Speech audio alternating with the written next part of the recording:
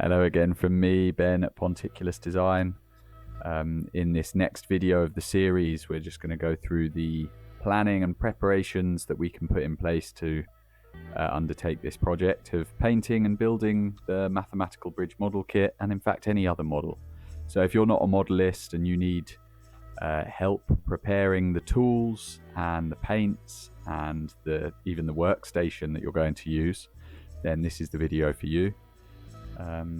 So yeah, I hope you enjoy the video. Like and subscribe if you haven't already, and leave a comment. Will be down there in the comments box.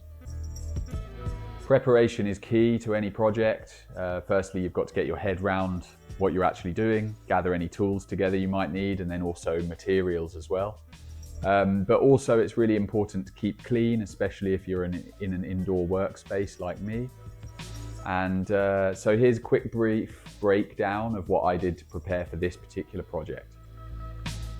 Preparation of the space. First, you want to find a desk in a place that's well ventilated due to the sprays and adhesives.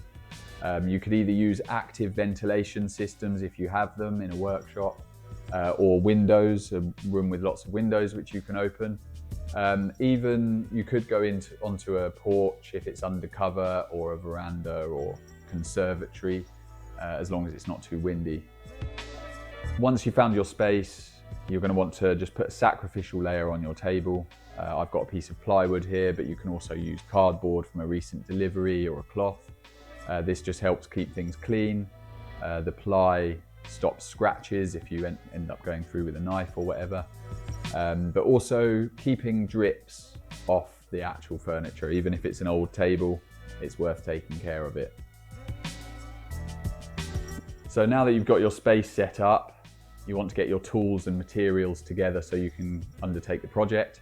Of course, the most important materials you're going to need for this is a mathematical bridge kit, which if you go down to the link below, you'll go to our website, and on our website, type in the promotional code box "from day one," all lowercase, no spaces, FROMDAYONE, and you'll receive 20% off for the next month, just because you're here from day one.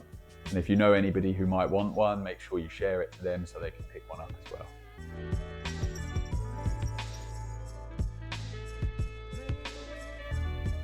Along with the mathematical bridge model kit, you'll also want to pick up a spray primer, a surface primer.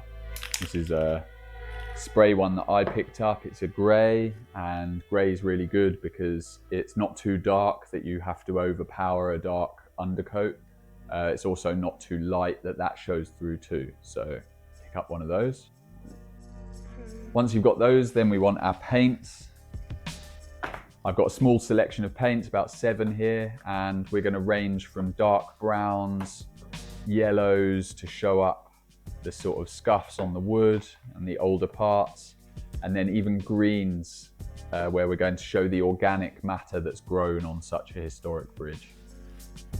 After doing a bit of my own YouTube research and looking into a few channels that do realistic wooden painting on plastic parts, I came to this conclusion. I have 7 paints here. They're all Vallejo, which is quite a well-known modeling paint brand.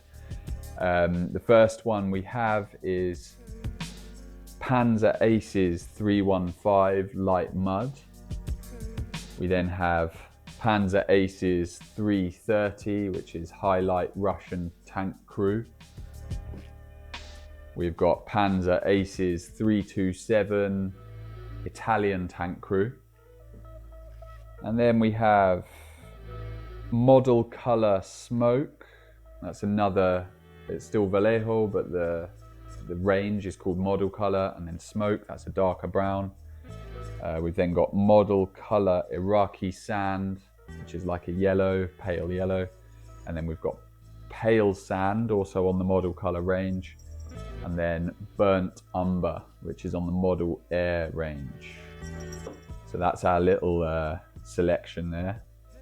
I also got a selection of paint brushes along with my paint order. Although I got many, I only used 3 or 4 during the actual process, but they were quite cheap and they all came in one pack. So then it's important to pick up a pair of side cutters or flush cutters. These are little snips that we're going to cut the plastic parts away from the frames. It's important that they are flush on one side, hence flush cutters. I'll leave a link in the description below. And these just help cut out the parts because the plastic's too hard for a craft knife and you'll really struggle to get it out. It'll be quite dangerous. I also got some stainless steel wool so I could scrape up the parts before I took them off the frame and put on a little bit of texture. It actually turned out at the end that that wasn't really necessary because the paint itself actually provides a lot of the texture. But it did scrape some pretty deep holes in here and there, which just added to the uniqueness of it. So yeah, could be worth doing. You might not want to, but either way, that's what I did. And last but not least, lighting. Make sure that you've got decent lighting so you can see what you're doing. I've got lights here for filming, so I'm all good, but you could do a desk lamp or something similar. And then a few extra professional add-ons for hobbyists and modelists out there. You could use crocodile clips for when you're painting the parts, and then also a magnifying glass to really check up closely on the bits, or even a macro lens for your phone, which you can pick up quite cheaply.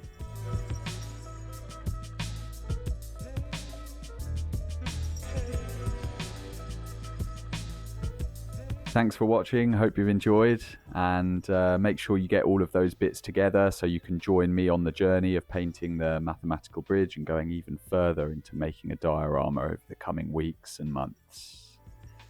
Have a good one, speak to you soon.